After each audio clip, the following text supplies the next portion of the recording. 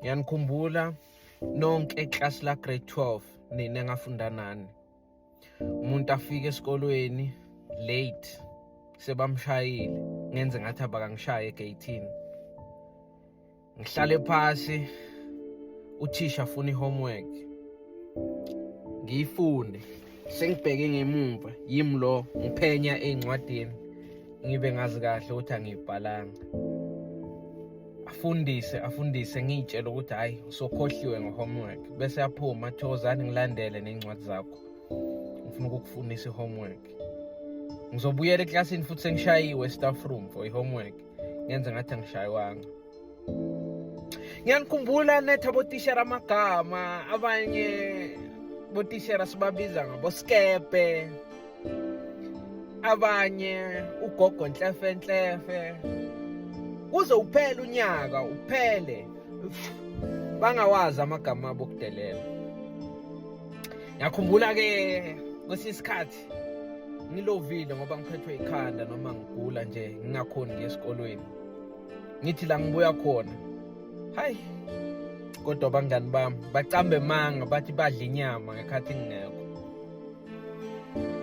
Sike sayidla nini inyama? Hayi bazojuthana bonke vele ukuthi bazongicambela amanga mangibuya bathi hayi bekudliwe inyama, bekuyi once off thing. But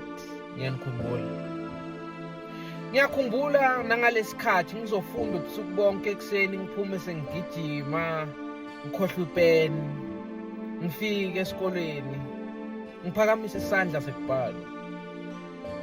Thisha, anginapheni. Uzongibuka kabi bese uthi sorry to disturb you, anyone with an extra pen? And you guys, ngizongiboleka ipen. Ngiyakhumbula nangeyikhathi ezinzima omunye wethu alahlekelwe umzali noma isihlobo ahlala nasekhaya, and kuzoba khona lo yiwani ozenza umuntu omdala. Guys, ningambuzi ukuthi umama wakho ukuphi. Niyazi nosukuthi bekwenzakaleni ne? And all of us will draw the line.